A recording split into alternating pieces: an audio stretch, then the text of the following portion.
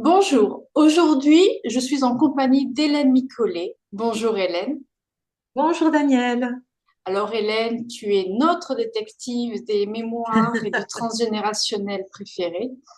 Et aujourd'hui, on a pensé aborder, moi, en commun, le sujet bien difficile qui arrive en cette période de fin d'année, c'est les fêtes. Alors les fêtes, elles sont générales, elles sont communes, elles sont à travers le monde. Et pourtant, souvent, elles peuvent générer des tensions, des crispations, des contrariétés, des situations malaisantes. Et on va voir ensemble l'importance des mémoires du clan dans ces relations que l'on peut avoir à la perception des fêtes. Alors, de fin d'année, ça va commencer à la Toussaint, ça va aller à Noël, peut-être aborder peut-être le premier de l'an, mais c'est surtout cette perspective de réunion de famille de fin d'année et Hmm. tout ce que ça peut brasser à l'intérieur du clan. Alors Hélène, déjà, qu'est-ce que tu peux nous en dire pour commencer par rapport à la Toussaint?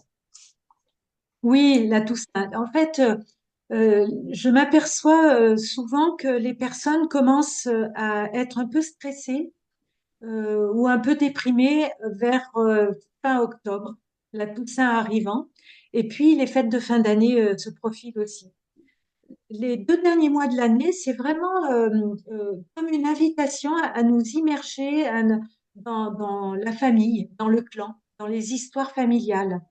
La Toussaint, souvent, on peut faire le tour des cimetières, des tombes familiales, retrouver des cousins, cousines, de la famille. Et puis Noël, ben, forcément, hein, forcément, enfin ou pas, mais les repas de famille, etc. Et donc, il y a vraiment un peu comme novembre-décembre, un bilan de l'année qui se termine. Comment j'ai évolué tout au long de l'année sur le plan perso, et puis ce bilan de fin d'année nous ramène dans le clan, dans la famille. Où est-ce que j'en suis? Voilà, donc c'est un petit peu ce sentiment-là. Novembre, c'est bien sûr la Toussaint. C'est un mois ressenti souvent gris. C'est peut-être un mois plus pluvieux aussi, peut-être voilà, plus nuageux, moins gai. On change d'horaire aussi, donc c'est vrai que les journées semblent courtes. C'est un lieu, une immersion dans les deuils aussi. On fait le bilan aussi de tout ce qu'on n'a pas forcément digéré. Et là, on contacte peut-être des deuils, des processus figés où nous-mêmes n'avons pas suffisamment élaboré, mais aussi nos ancêtres. Parce que forcément, avec la Toussaint, si on va sur les tombes familiales, on va peut-être avoir des interrogations sur certains noms qui apparaissent sur les tombes. Ça va venir réveiller des histoires qui étaient tues, taboues, secrètes. Il peut y avoir des choses découvertes sur ces tombes. Elles parlent beaucoup. Qui a été enterré avec qui n'est pas là, qui n'a eu pas, qui n'a pas eu de place aussi. Donc c'est un temps d'immersion parmi les vivants, mais avec beaucoup, beaucoup de mémoire de deuil. On dit hein, particulièrement que la Toussaint, toute cette période-là, il y a un fil très ténu, c'est un voile très ténu entre les vivants et l'au-delà. On peut ressentir beaucoup plus de choses. Donc, avec le transgénérationnel, on va faire attention dans le clan. Quelles sont les personnes nées autour de la Toussaint, quelques jours avant, quelques jours après? Ça peut être des personnes qui peuvent être plus sensibles aux morts, à cette période de décès, qui peuvent être en lien avec des décès, des défunts par exemple. Ça peut être des personnes qui sont nées pour remplacer ou en tout cas faire honneur à certaines personnes. Donc c'est bon de savoir aussi avec qui je suis reliée en termes de date, qui a été enterré quand je suis née, parce que souvent on appelle, on dit un bébé se présente, un ancien va partir ou quelqu'un va partir. Hein. Donc il y a aussi ce lien-là hein, avec cette période-là. Donc ça vient réveiller tout ça. Vibratoirement ou énergétiquement, c'est vrai qu'on sent plus facilement quand c'est fin d'année, en ces derniers mois de l'année, on Oui. a moins d'entrain, on est beaucoup plus dans l'enfermement, beaucoup plus dans l'isolement pour certains, ou même d'autres, à l'inverse, vont rechercher être réellement dans le contact avec l'extérieur, avec les membres du clan, ou alors des circuits amicaux ou professionnels. Et là Oui, aussi, il y a ces impacts-là, c'est de quelle manière on va traiter les informations sur lesquelles on n'aura pas forcément des mots. Ça, c'est important à observer. oui, Le mot, le verbe, les dates, peu de personnes finalement les ont. oui, C'est très rare d'avoir une réelle traçabilité généalogique. Alors, c'est pas impossible, bien sûr, mais c'est quand même quelque chose d'assez rare oui, pour une grande majorité. Et ce qui est important, c'est aussi ça, c'est d'être à l'écoute un petit peu, comme tu le oui. répètes aussi régulièrement dans les vidéos, c'est d'être à l'écoute de ce qui se passe à l'intérieur et pas forcément de ce que l'écrit, la traçabilité peut donner comme information. Oui, complètement. Ça vient confirmer l'écrit, mais quelquefois on a des ressentis. Et justement, novembre, c'est une période aussi de repli sur soi, comme la nature en fait. Notre corps va s'adapter. Quelquefois, on l'écoute, ce corps, mais quelquefois, on ne l'écoute pas et on va forcer un petit peu à continuer sur un même rythme qui n'est plus adapté à la saison. Voilà. Et donc, la Toussaint va peut-être nous inviter aussi à une introspection, peut-être aussi. La finitude de la vie, l'impermanence, voilà. Ça va être peut-être cette connotation-là du mois de novembre. Et de novembre, forcément, on va basculer à ce que l'on appelle aujourd'hui les fêtes de fin d'année, que ça se passe dans la joie ou dans le conflit, que ça se passe dans l'exubérance, l'exagération ou dans le minimalisme. Tous les uns que nous sommes dans cette atmosphère-là, consciemment ou inconsciemment. Et on voit souvent en période de fêtes dites de fin d'année ces fameux repas familiaux Oui, et tout ce que ça peut générer dans les relations à l'autre, dans les relations dans la famille, dans la place dans la famille. Comment est-ce qu'on vit ces atmosphères de je dois faire des cadeaux, je vais participer à un repas, ou cette année on passe le repas dans telle famille, l'année prochaine on passe le repas dans telle autre famille, ou je passe mon repas tout seul également parce que je n'ai pas la possibilité de... Voilà, il y a plein de paramètres aussi à oui, oui. observer. Et c'est ce qui va venir en premier, ça va être ces fameux conflits, ces fameux conflits potentiels du j'ai pas envie d'y aller, mais j'y vais quand même parce que c'est normal, parce qu'il faut, etc., etc. Il y a tout ce décalage aussi. Oui, oui, oui. Alors, il y a les loyautés euh, familiales, hein, invisibles, qui sont tellement puissantes. Les loyautés vont nous faire dire, ben, de toute façon, il faut que j'assiste, hein, donc j'assiste. Et donc, je subis, voilà, ou je suis actrice ou acteur, mais voilà. Et puis, il y a les, les rébellions. Voilà, ben moi, voilà, à partir voilà, de telle année, j'ai décidé que plus jamais je n'assisterai forcé, contraint, etc. Voilà. Donc là aussi, hein, on n'est pas libre parce qu'on est en comparaison par ce qui se fait, ce qui ne se fait pas, ce qui va pas être recevable aussi. Donc ça va générer justement des jugements. Et donc c'est intéressant aussi de voir dans le clan au-dessus, dans les générations au-dessus, qu'est-ce qui s'est passé pour certains? Est-ce qu'on avait un oncle, une tante qui était un petit peu atypique, qui était en rébellion aussi déjà, qui n'osait pas ou qui osait justement s'affranchir?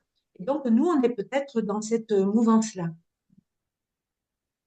Euh, cette période de Noël, elle va nous faire contacter notre âme d'enfance. C'est-à-dire, on va pratiquement toujours se remémorer ce qui était bien et pas bien.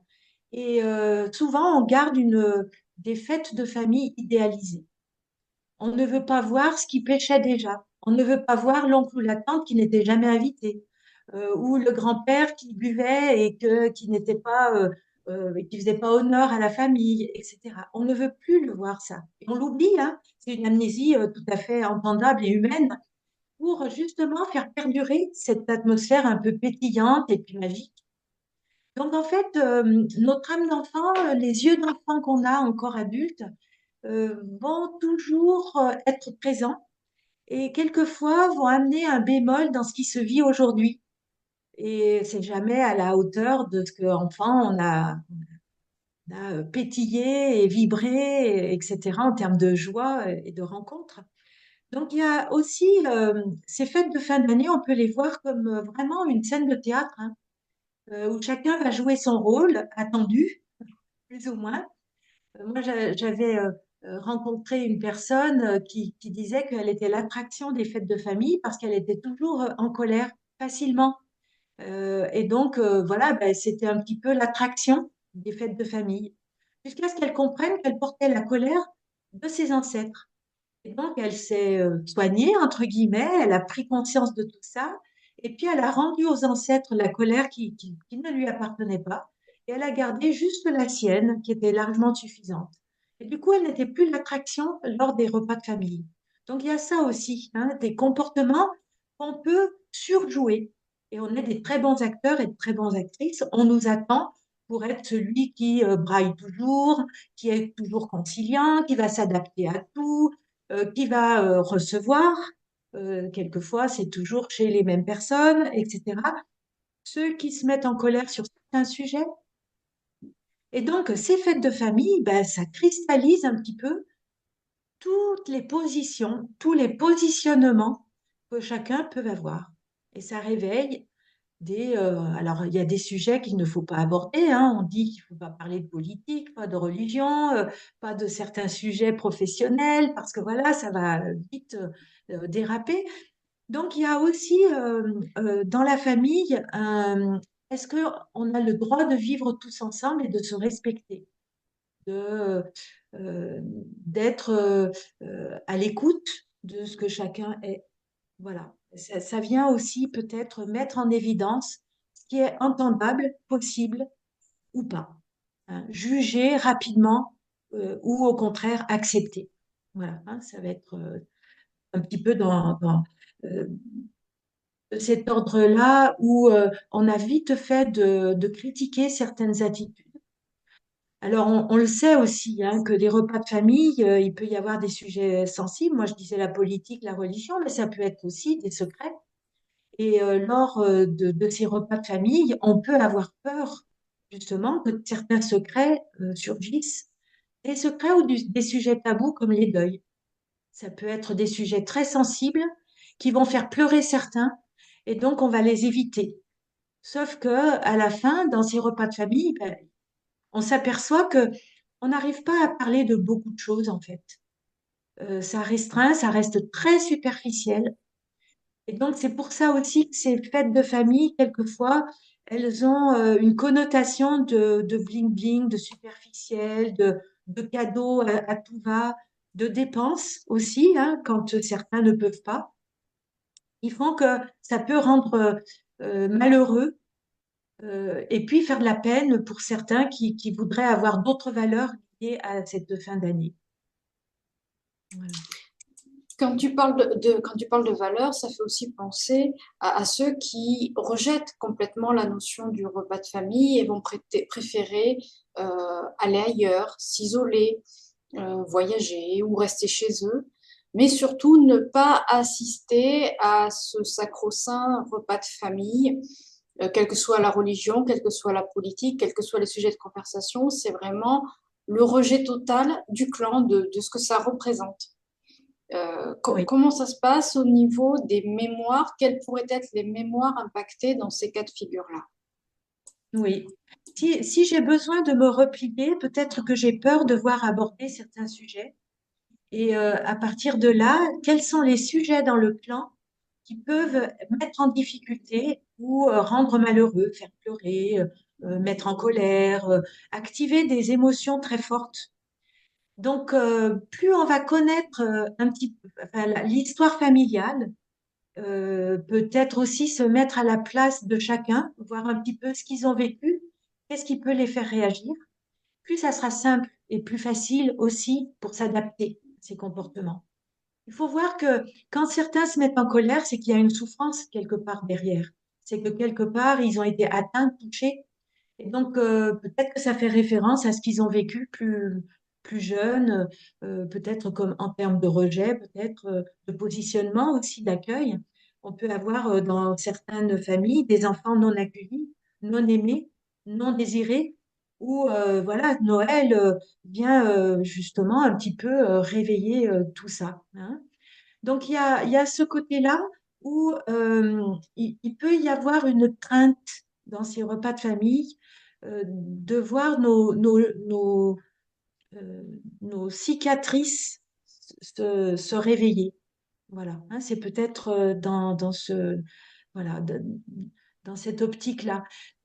C'est vrai qu'il est bon aussi de savoir comment vivaient nos parents leur repas de famille, comment, comment ça se passait Noël hein, dans la lignée paternelle, la lignée maternelle. Il y a des habitudes.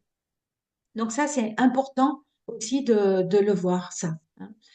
Alors après, toutes ces repas de famille, ces fêtes, vont aussi réveiller, bien sûr, des drames vécus peut-être avant hein, ces fêtes de famille. Par exemple, si je vis un décès euh, quelques semaines avant Noël, ben forcément, cette période-là va cristalliser toute cette souffrance, ce manque, cette absence.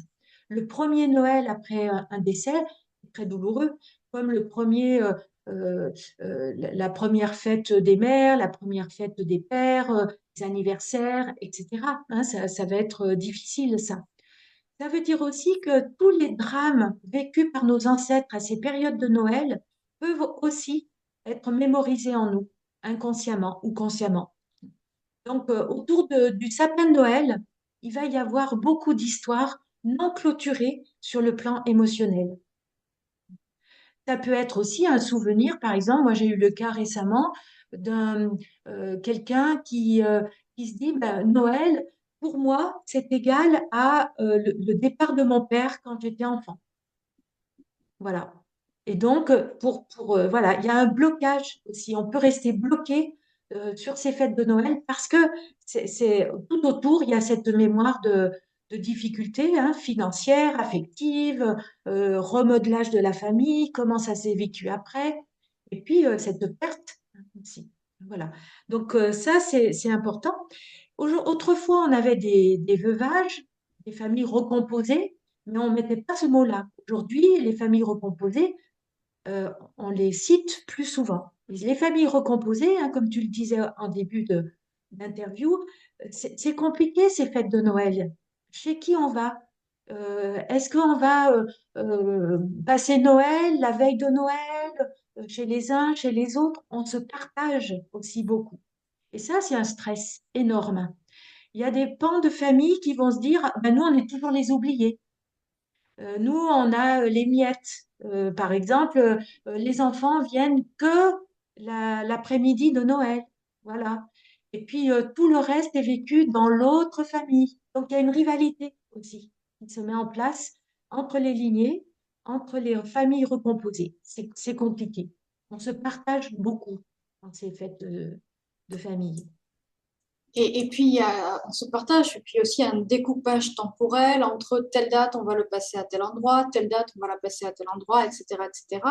Et dans ces recompositions, ou même dans ces nouvelles familles, hein, quand un enfant se marie, crée sa propre famille, a peut-être aussi envie de générer Eh son oui. propre réveillon, sa propre célébration de cette période de fin d'année, que ça soit dans l'appellation de Noël ou dans d'autres célébrations, quelles qu'elles soient.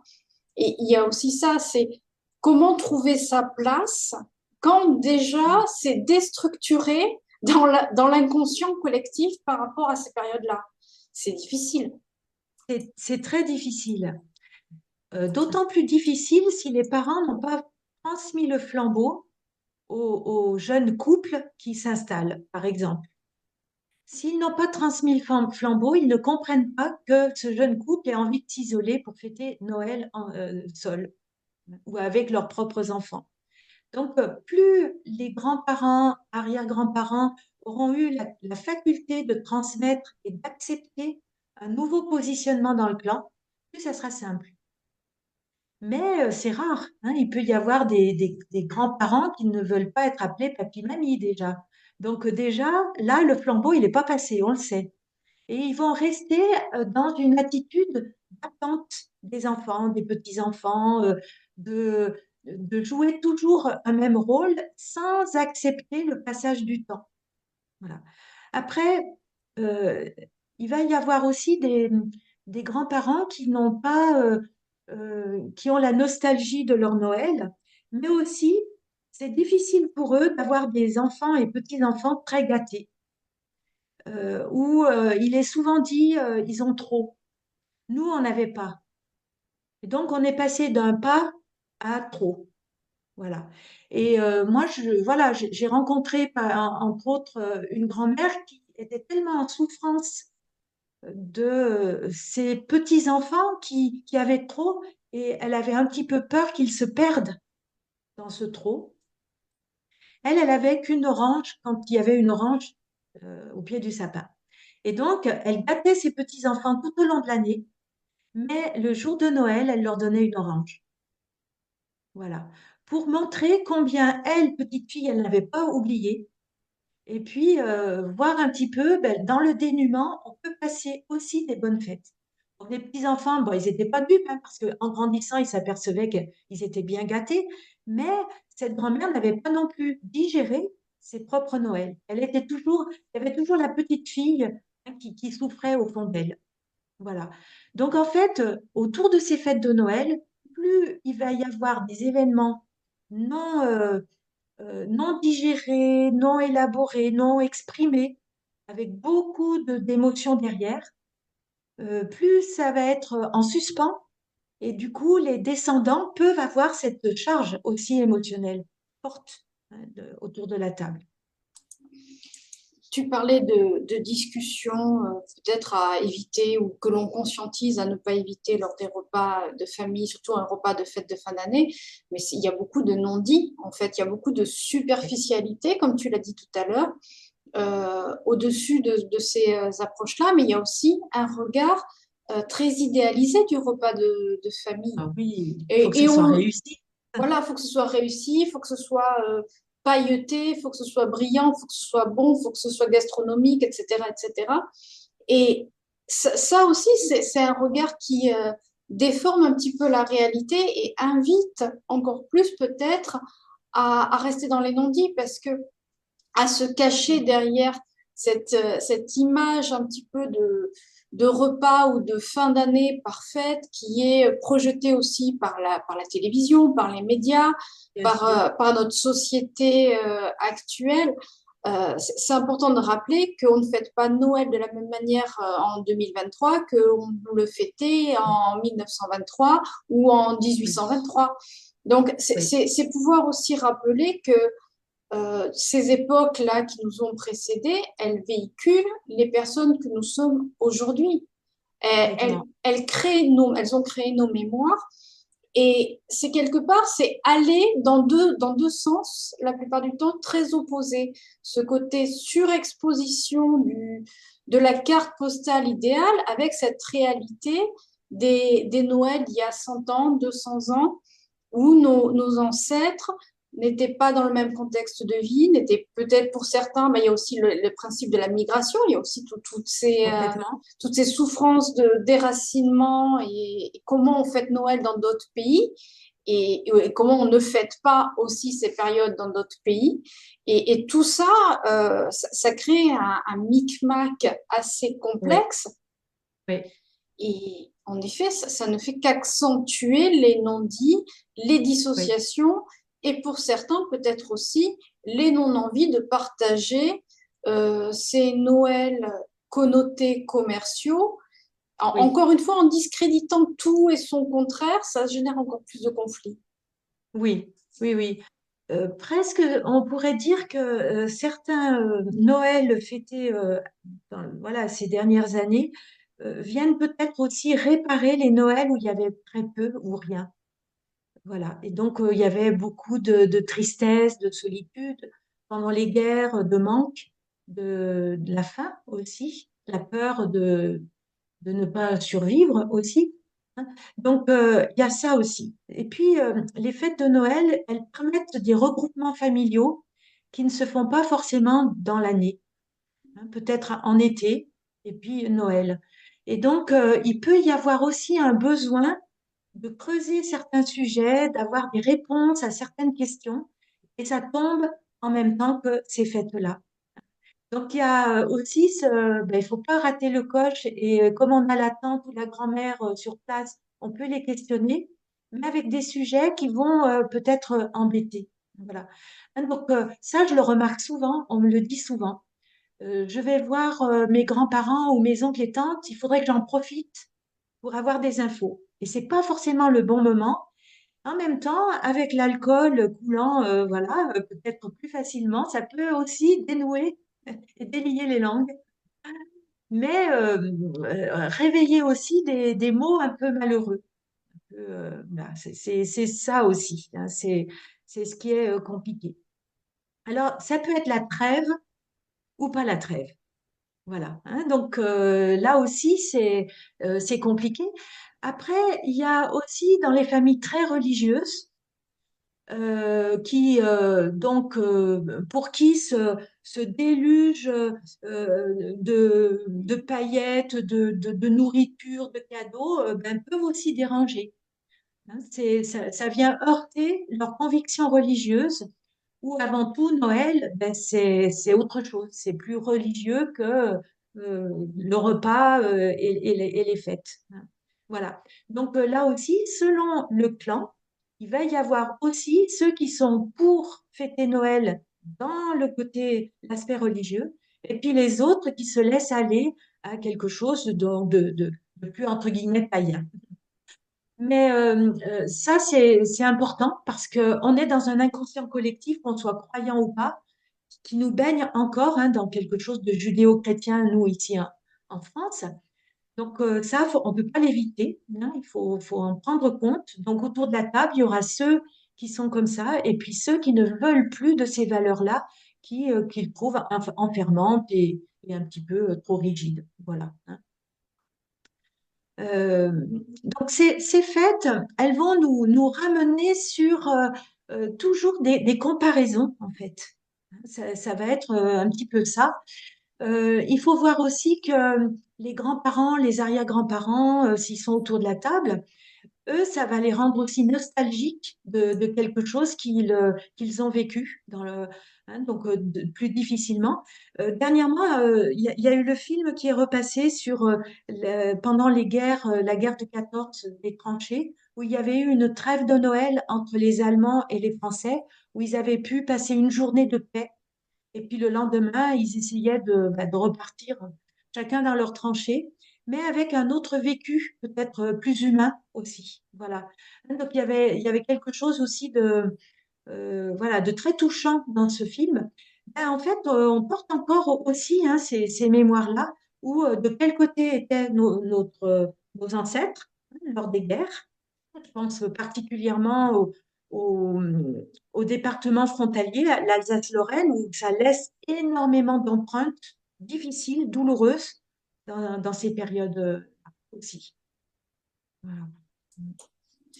Oui, en effet, toutes ces périodes qui nous ont précédées, hein, on a quand même beaucoup de périodes de guerre qui nous ont précédés au XXe siècle, et Oui, nos parents et grands-parents les ont traversées, ces périodes-là.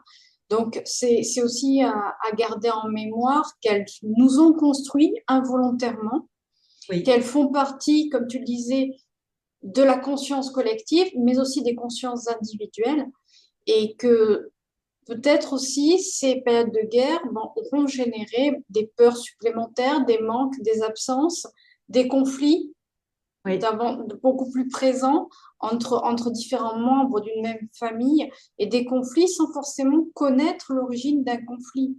Il peut revenir complètement. de très très loin aussi. Oui. Et on le voit particulièrement dans les débordements d'émotions autour de ces tables, justement.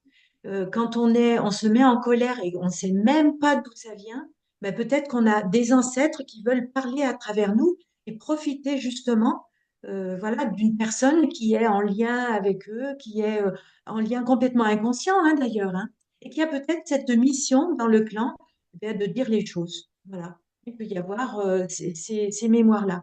Donc, dans tous les débordements émotionnels, je le dis souvent, c'est des choses qui ne nous concernent pas forcément, dont on est un peu dépositaire et peut-être les porte-paroles aussi. Donc, ça, c'est bon aussi à aller interroger et à travailler. Voilà.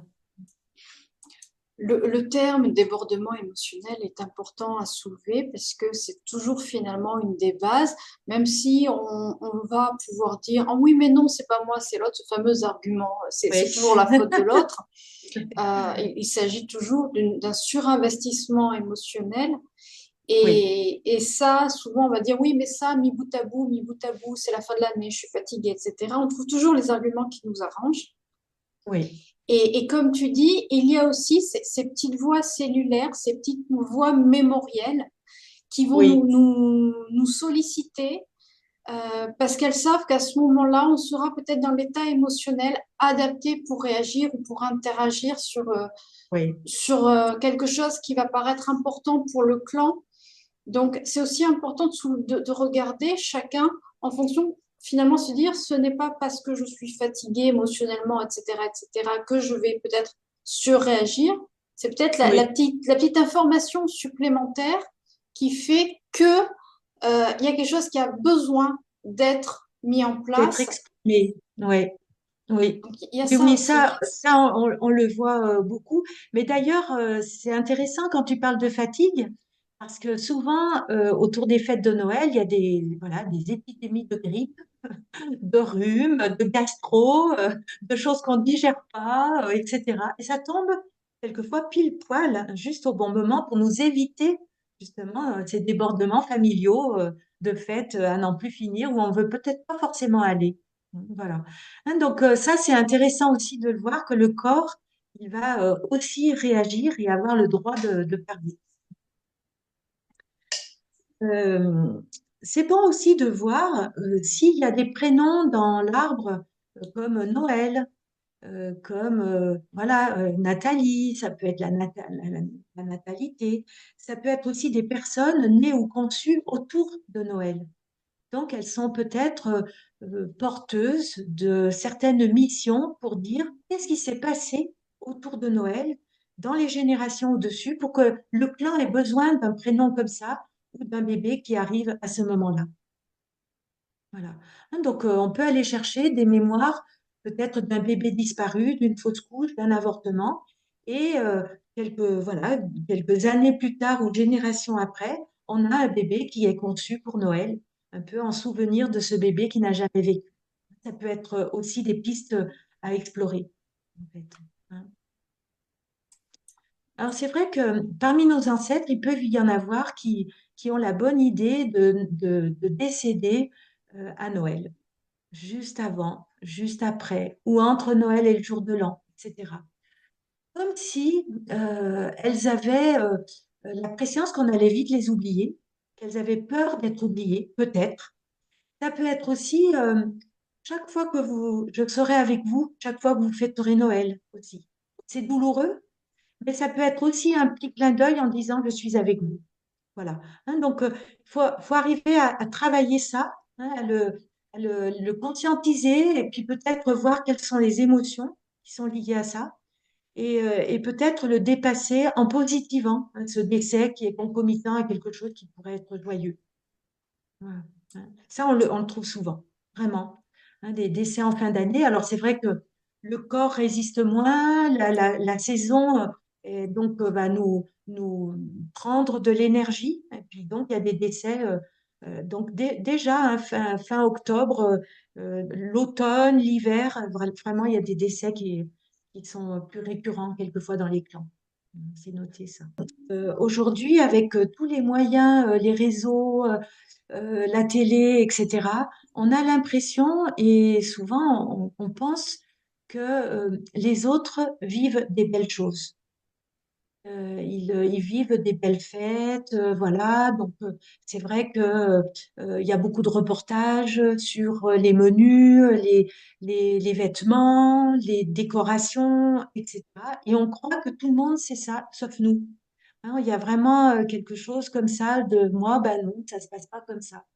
Alors que quand on creuse un peu l'histoire, eh bien non, il y a beaucoup de personnes qui passent ces fêtes-là seules, qui s'isolent volontairement ou pas d'ailleurs, mais qui n'ont pas forcément beaucoup de paillettes autour. Mais la société fait que, voilà, ça va aussi peut-être nous nous mettre dans des complexes d'infériorité, d'échec, de non-réussite, de je ne suis pas à la hauteur de tout ça. Pourquoi moi j'aime pas les fêtes? Pourquoi ça me rend triste? Je suis pas comme les autres. Et donc voilà, il y a cette comparaison aussi et qui fait beaucoup de mal, beaucoup. D'ailleurs, il y a beaucoup de personnes qui revivent au début janvier, mais elles sont en apnée totale pendant tout à partir du 15 décembre jusqu'au début janvier là. C'est voilà, c'est un petit peu voilà la panique à bord. Mm. Oui, en effet, là, ce qu'on disait aussi tout à l'heure, c'est qu'il y a cette imagerie de carte postale qui est transmise par ben, tout ce qui est Mm. média, tout ce qui est commun, tout ce qui est actuel. Euh, Mm. Aujourd'hui, si on veut envisager un Noël tel qu'on le voit dans la carte postale qui est transmise soit par le magazine à la télé, soit sur Internet, Mm. soit même les affiches de pub qui Oui, prolifèrent dans les rues, on se sent un petit peu décalé, on se sent un petit peu inférieur, hein. oui. Il y a aussi ce sentiment-là qui ne fait qu'accentuer le malaise individuel. Moi, je voudrais juste Mm. revenir avant de poursuivre sur la conscience et la conscientisation des décès en période de fête. Et c'est rappeler aussi que chacun ne vit pas les décès de la même manière. Oui, Et pour un même décès, pour une même personne, ça peut être pour un parent, pour un membre dans la fratrie, pour un compagnon, pour un enfant, ou même pour un ami qui peut être présent pour la famille. Il y a vraiment ce rapport du comment je le vis individuellement. Et pour certains, ça va nous demander un besoin d'isolement. Pour d'autres, ça va demander un besoin de surinvestissement. Et chacun va co-contribuer à faire que ben, ce ou ces repas de famille va se passer de telle ou telle manière et va activer oui, telle ou telle situation à l'intérieur de chacun par rapport aux oui, mémoires, à ce que à nos croyances, à ce que l'on porte à l'intérieur de nous. Et c'est aussi ça, c'est que, par exemple, le décès d'un père ne va pas être vécu par les enfants de la fratrie de la même manière, ou même que pour la conjointe, ou même par les petits-enfants. Donc, il y a oui, ça aussi qu'il faut aussi soulever. oui, oui. Et quand il y a un décès récent et que les fêtes arrivent rapidement après, c'est vrai que là, on peut être vite jugé si s'autorise à rire alors qu'on vient de perdre quelqu'un. Donc, il va y avoir ceux qui peuvent s'autoriser, ceux qui vont s'interdire, se refermer, et puis toutes ces personnes autour qui disent, oh, bah, quand même, ah, bah, c'est récent, etc. Je pense que on ne s'est pas autorisé dans les clans depuis des générations à faire la trêve justement du malheur. Et peut-être que certaines, voilà, on a besoin de soupapes. Quelquefois, ça peut être aussi pendant une journée un peu oublié. Voilà, hein, la tristesse, les pleurs, le manque, l'absence, etc. Hein, ça peut être ça aussi. Ces fêtes, du coup, elles viennent aussi réveiller tous ces deuils, par exemple, de couples lors des divorces, de, des enfants qui ne sont pas là, qui sont partis, voilà, qui sont peut-être décédés ou partis au loin, et donc qui ne fêtent pas Noël avec nous, avec le clan. Donc, où est-ce que j'en suis, moi, par exemple, de mon couple où voilà, j'avais les enfants, le mari, etc., où c'était classique. D'ailleurs, peut-être que je pouvais être encombrée de ça, mais il y a une certaine nostalgie. Donc, ça vient aussi, ces fêtes, réveiller est-ce que j'ai suffisamment dépassé, travaillé cette perte, par exemple, de couple, ou est-ce que j'en suis de cette rupture? Est-ce que j'ai vraiment fait le deuil de cette relation? Ou est-ce que j'ai encore voilà, ce petit chagrin encore au fond de moi et peut-être du coup des sentiments hein, qui sont toujours là, qui perdurent. Voilà. Donc ces fêtes, ça peut être très violent parce qu'on peut avoir vraiment des émotions qui nous débordent pour des états qu'on pensait avoir un petit peu travaillé et en tout cas dépassé et soigné. Voilà. Donc voilà, c'est dans ces périodes-là où on est en période de vulnérabilité. La période de Noël, ça peut réveiller justement ces syndromes anniversaires et puis ces fragilités intérieures où on disait, on pensait avoir vraiment fait le travail nécessaire. Voilà. Mais c'est comme les couches d'oignons, il y en a toujours, et on va toujours un petit peu plus profondément d'année en année. Voilà, et ça vient aussi justement nous faire travailler ces périodes-là. C'est vraiment ça. D'ailleurs, il y a beaucoup de consultations qui se déclenchent à l'approche ou après, en janvier. Voilà, là, j'ai fait un constat et donc j'ai vu qu'il y avait des choses qui se passaient et que voilà, j'étais pas alignée. Et donc, voilà, je déclenche des séances avec différents thérapeutes. Ouais, c'est souvent ça. Ou peut-être aussi ne pas tomber dans le décodage obsessionnel. Ça, c'est après chacun Bien sûr, à voir, mais bien ça, sûr. c'est un autre sujet bien à part entière.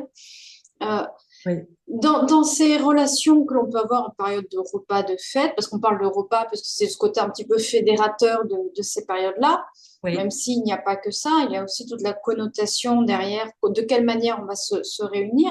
Et c'est aussi ça. Et il y en a, comme tu le disais, qui se retrouvent tout seuls. oui, oui, Et qu'est-ce qui se passe à l'intérieur?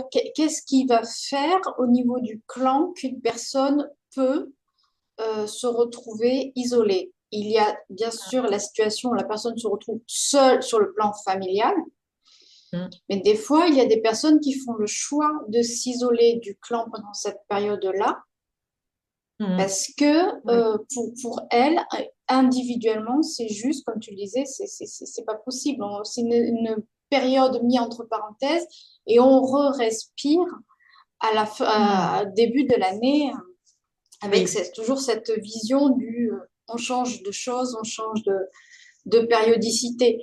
Mais qu'est-ce qui peut oui, se passer au point de vue du clan?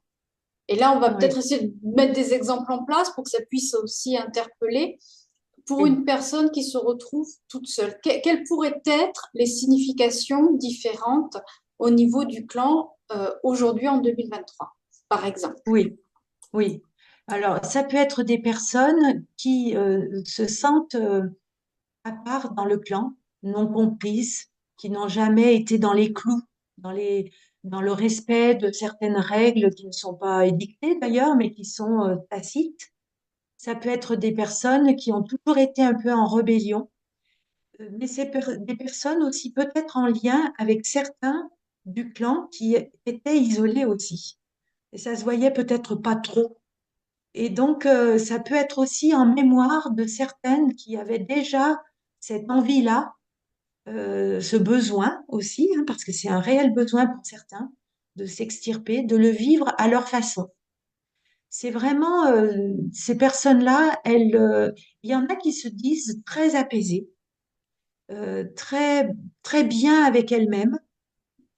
Donc peut-être aussi, c'est des personnes qui peuvent aussi partir méditer une journée dans un endroit qui leur plaît. Ça peut être des personnes qui décident en fin d'année de faire un stage particulier, de rencontre en reconnexion avec soi-même, de yoga, voilà, de choses un petit peu atypiques où elles n'avaient jamais le temps avant. Et là, c'est leur parenthèse, c'est un cadeau qu'elles se font. Voilà. Donc, c'est pas forcément de l'égoïsme à 100%, c'est une ressource pour elle. C'est un point d'ancrage à nouveau pour démarrer voilà, une nouvelle année. Un nettoyage. Beaucoup utilisent ce mot-là. Donc, ça veut dire aussi, est-ce que c'est en référence avec des personnes qui se sont oubliées dans le clan, qui ne se sont pas respectées? Parce qu'il faut s'autoriser, mais aussi avoir le courage d'annoncer qu'on ne passerait pas Noël comme d'habitude. Voilà. Donc, le jugement, il est vite là et on a peur de ce jugement. On est tous des petits garçons et des petites filles au fond de nous. Et quelquefois, voilà, il faut oser dire. Voilà. Par exemple, ça va être ben, cette année, je décide de partir voyager voilà, dans tel pays. Et le mot égoïste peut être là. Ah, tu nous laisses, tu nous abandonnes, oh, ben, c'est dommage, tu vas nous manquer. Voilà, il y a tout de suite ces liens-là qui vont arriver. Donc, qui dans le clan avait besoin de s'isoler, était atypique, qu'on intégrait de gré ou de force autour de la table, et que moi, dans ce comportement atypique, je viens peut-être remettre en scène, honorer de cette façon-là. Voilà, hein, ça peut être là. Alors, ça peut remonter sur 3, 4, 5 générations, hein. À l'époque, il fallait oser s'extirper des repas de famille. Ou alors, c'était quelqu'un qu'on extirpait, qu'on rejetait, parce que c'était quelqu'un qui n'avait pas une bonne vie. Quelqu'un qui, voilà, une cuisse légère dans une famille, un homme volage, un célibataire, quelqu'un qui n'était pas dans les clous. Voilà, hein, donc ça peut aussi être dans ce sens-là, évidemment. Mm. Et puis Alors, c'est peut-être vrai aussi, que, oui, peut-être aussi repositionner par rapport au contexte historique, parce que là, oui, tu donnes l'exemple comme ça, mais chaque famille, en fonction de son contexte historique propre et en tenant compte aussi du contexte global de la population et de la situation géopolitique des différentes périodes, hein, parce que notre vie individuelle dépend aussi de ces contextes géopolitiques. oui, Donc, c'est pouvoir aussi repositionner en se disant, voilà, telle personne a fonctionné comme ça à telle époque. Euh, Aujourd'hui, je m'autorise à fonctionner comme ça. Alors, c'est peut-être pas toujours conscientisé. C'est ça aussi qui peut être c'est ça. questionnant pour ceux qui nous regardent. C'est-à-dire qu'il y a cette projection de non-conscientisation. Comment arriver à faire le lien entre ce qui se passe ici et maintenant au repas de famille avec la tension ou alors le besoin de s'isoler, etc., et l'ancêtre dont on ne connaît peut-être même pas le nom, dont on ne connaît peut-être même pas l'existence et qui a ressenti quelque chose. Comment arriver à faire ce lien-là? Oui, oui, oui, oui.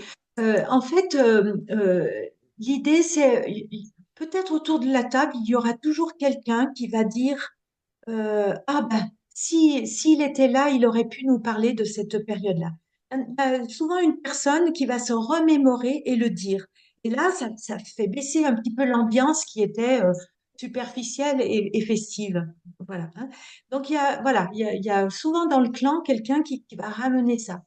Mais ça va être aussi, cet ancêtre va se réinviter et s'inviter autour de cette table dans nos excès. Par exemple, il peut y avoir quelqu'un qui peut dire, ah ben, vous avez vu le dernier conflit, là, moi, ça m'a fait beaucoup de peine. Sans penser que ça pouvait être lié aussi à un ancêtre. Pourquoi on est sensible à tel conflit et qu'il y en a certainement d'autres qu'on a laissé passer. Et peut-être qu'il y a un ancêtre lié en termes de date, en termes d'endroit, de lieu hein, dans le monde, et qui avait joué sur cette scène-là, hein, géopolitique aussi, hein, de cette façon-là. Donc, ça, c'est intéressant aussi. Qu'est-ce qui me fait vibrer? Pourquoi je suis sensible à tel conflit et moins à d'autres? Et il y a un ancêtre peut-être qui est derrière, hein, qui vient s'inviter et peut-être aussi pacifier aussi, c'est dire bah, vous avez le droit hein, d'être autour d'une table bien remplie, bien fournie, mais moi je l'ai pas vécu de cette façon-là.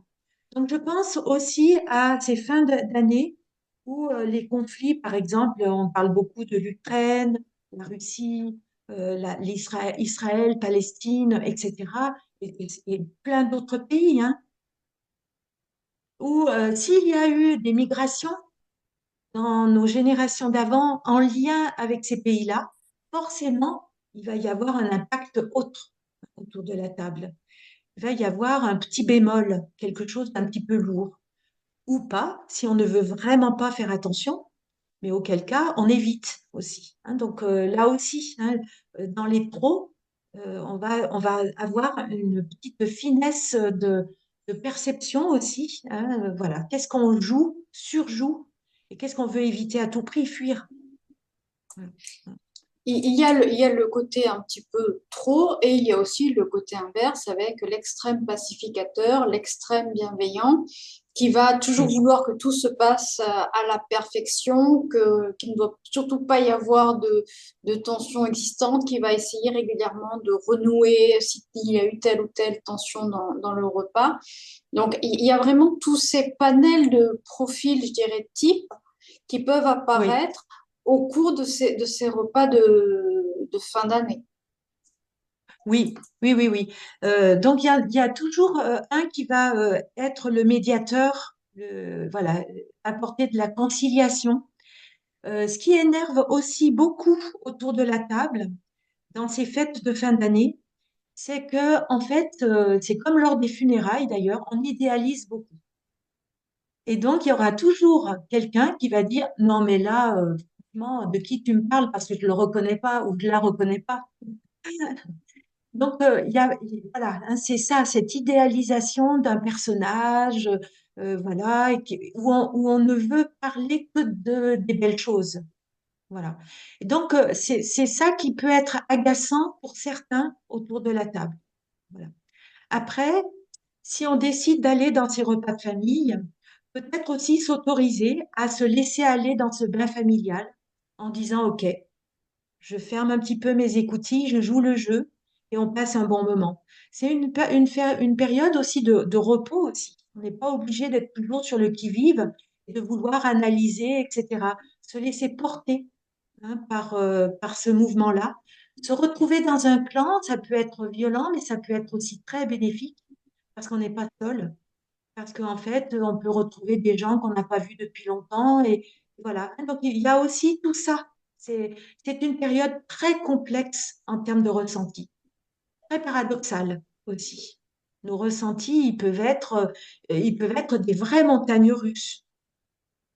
En fait, comme au-dessus, dans les générations au-dessus, ça s'est passé certainement comme ça aussi. Imaginez par exemple à l'époque où, euh, voilà, je parle d'un témoignage où une personne dans les années 1920 divorce. Elle a des frères et sœurs. Et autrefois, dans beaucoup de familles, les divorcés étaient exclus complètement, n'étaient plus acceptés dans les repas de famille, n'étaient plus invités dans les maisons. Et je pense à une personne où, donc, elle divorce, elle avait qu'un frère qui l'acceptait. Et c'est une personne qui a vécu des fêtes à part, atypiques, où il n'y avait plus cette connivence de la fratrie qui se retrouve, puisque dans une fratrie, il y en avait un qui la recevait, puis les autres ne voulaient pas la voir. Donc les fêtes de famille, ça peut être ça aussi.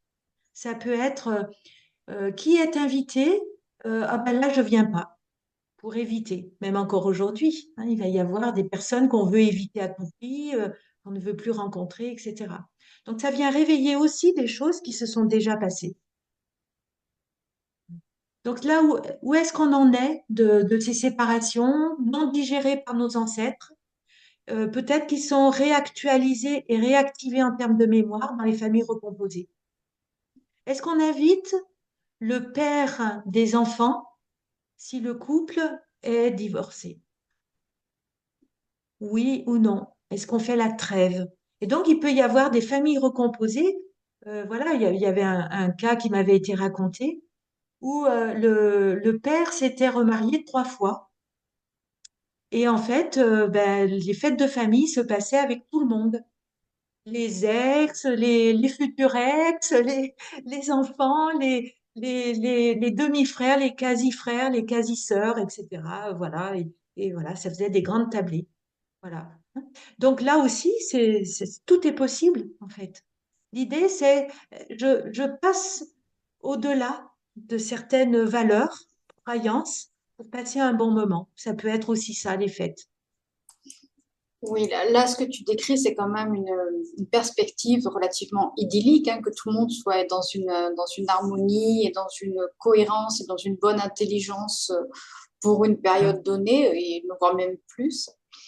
On a abordé les fêtes sous l'angle des tempéraments, mais c'est vrai que souvent en période de fête, aux urgences, il y a beaucoup d'arrivées d'arriver en urgence parce qu'on aura ouvert tel aliment de telle manière qu'on se sera coupé, parce qu'on sera tombé, parce qu'on aura trop bu, parce que ceci, parce que cela. C'est vrai qu'en ces périodes, il y a aussi beaucoup d'accidents qui peuvent Oui. subvenir. Là aussi, c'est une mémoire du clan. Alors, ça peut être, hein, ça me fait penser aux grippes qui surgissent brutalement, hein. On est bien et le lendemain, on peut pas aller au repas de Noël, aux gastro, hein, qui envahissent cette période-là souvent. Ça peut être. Euh, je le verrais comme euh, je suis empêchée d'aller d'assister, hein, parce que je me suis ouvert la main ou que je suis tombée, je me suis cassé la jambe. Donc, qu'est-ce qui me faisait peur dans cette fête-là? Mais aussi dans le clan, est-ce que ça réveille pas une mémoire d'une personne qui n'a pas pu assister? Donc, on va chercher qui n'a pas été invité à certains repas, mais ça peut être aussi en référence à une souffrance, par exemple, d'un fiancé qui n'est pas revenu de la guerre, qui a eu une jambe coupée dans les tranchées. Ça peut être, voilà, ça peut être un incident qui a eu lieu juste à cette période de Noël. Et donc, c'était passé un petit peu à la trappe des souvenirs et c'est réactualisé. Voilà. Hein, donc, le panel est très grand.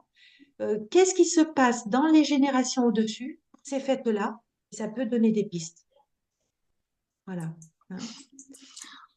On va finir peut-être en abordant un petit peu les fêtes de réveillon du premier de l'an, parce que ça se passe aussi différemment. C'est encore une autre étape pour beaucoup. Ça va être beaucoup plus amical, beaucoup plus sociabilisant, Oui, oui. beaucoup plus en extérieur. Très souvent, ce sont des C'est recherches hors de zone. chacun, Oui. voilà, hors zone immédiate.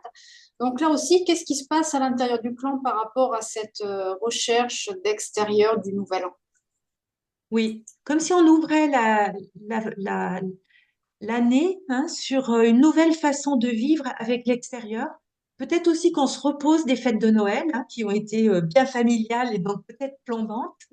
On a besoin d'air. Je m'aperçois chez les jeunes générations, alors c'est pas tous, hein, tous les jeunes, mais ces repas, quelquefois, ils sont autour d'une raclette, d'une fondue, de repas plus de plats conviviaux, simples, faciles, où on ne se prend pas la tête à cuisiner pendant 3 jours avant. Et voilà, c'est ça aussi, hein, se lâcher sur des habitudes culinaires, des repas où il y a plein de plats, où on cherche la difficulté et puis le stress aussi de réussir. Hein, la barre est très très haute dans ces repas de Noël. Donc voilà, soit peut-être ce jour de l'an peut être justement la facilité, la simplicité. Donc le partage aussi de façon plus peut-être moins protocolaire. Voilà. Ça peut être aussi le moment de prendre l'air réellement, là, de partir à la montagne, à la campagne, à la mer, etc. De le vivre autrement.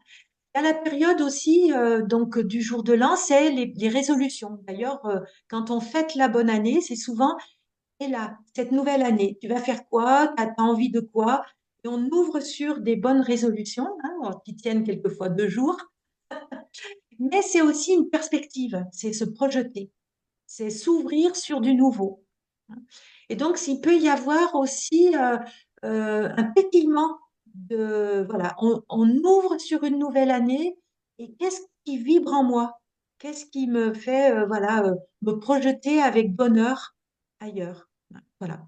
Alors, évidemment, c'est toujours en lien avec comment se passent les débuts d'année dans mon plan aussi. Est-ce qu'il y a des naissances, des décès? Comment les gens se sont projetés? Est-ce qu'il y a eu des choses qui ne sont pas, qui ne se sont pas tenues en termes de résolution? Voilà. Comment je vis ça? Voilà. Quelquefois, il y en a qui témoignent d'un renouveau d'énergie. Voilà. C'est le solstice d'hiver qui est passé aussi, hein. Donc, en termes d'énergie, il y a un élan, un nouveau, qu'on peut ressentir dans notre corps aussi.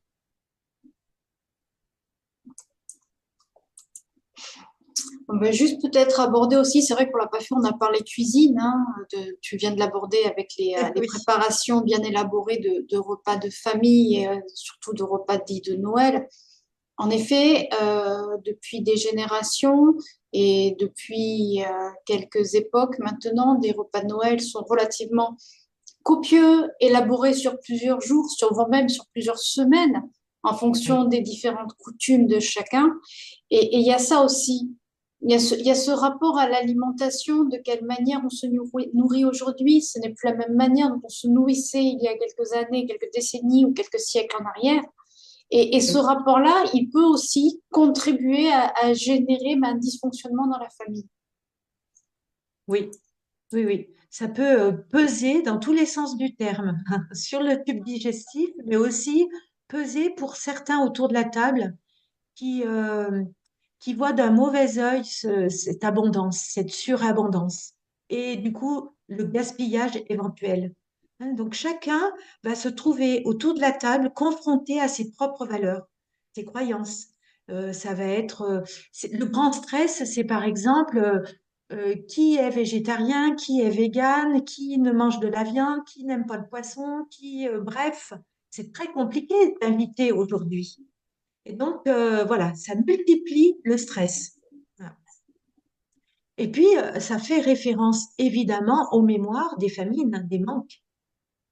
Et donc, là aussi, quand on avait la chance, quand on a des ancêtres qui avaient la chance de vivre à la campagne, c'était peut-être un peu plus facile d'avoir une dinde, un poulet, un lapin, etc. Mais dans d'autres régions ou en ville, c'était plus compliqué. Et les périodes de Noël, vraiment pointaient du doigt le manque, la souffrance, la douleur, la peine, peut-être la séparation. Hein. Les voyages n'ont pas été, n'étaient pas possibles. Hein. Donc il y a ça aussi qui vient être réveillé avec cette table. Donc là aussi, on vient réparer un manque ou peut-être dans un repas un peu plus frugal, on vient se mettre au niveau des ancêtres un petit peu, hein, et donc ne pas trop réveiller ces mémoires-là qui étaient peut-être souffrantes. Voilà. Hein, ça peut être ça. Eh bien, merci infiniment, Hélène, de toutes ces précisions. Alors, bien sûr, c'est comme à chaque fois, ça, on pourrait trouver encore plus Bien de sûr. descriptions possibles. L'idée n'est pas non plus de faire des vidéos de plusieurs heures. Déjà, là, on est sur un timing assez correct. Pour conclure, qu'est-ce que tu pourrais apporter juste pour finaliser tout ça? Qu'est-ce que tu pourrais dire à ceux qui sont derrière cette vidéo et Oui, qui boivent tes paroles? oui.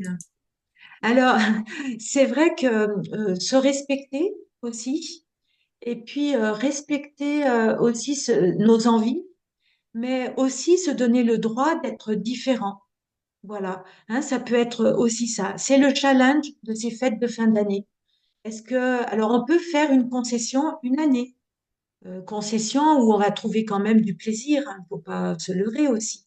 Mais peut-être laisser à la porte le jugement, voilà, et pour vivre des fêtes qui soient un peu cool et qui soient aussi dans le bonheur d'être ensemble. Voilà. Et puis, ça veut dire aussi que l'année suivante, ben, ça se passera peut-être différemment. Où est-ce que j'en suis, moi, dans mon alignement? Et puis, voilà, hein, peut-être aussi voir où j'en suis dans les deuils, des manques, des absents, etc.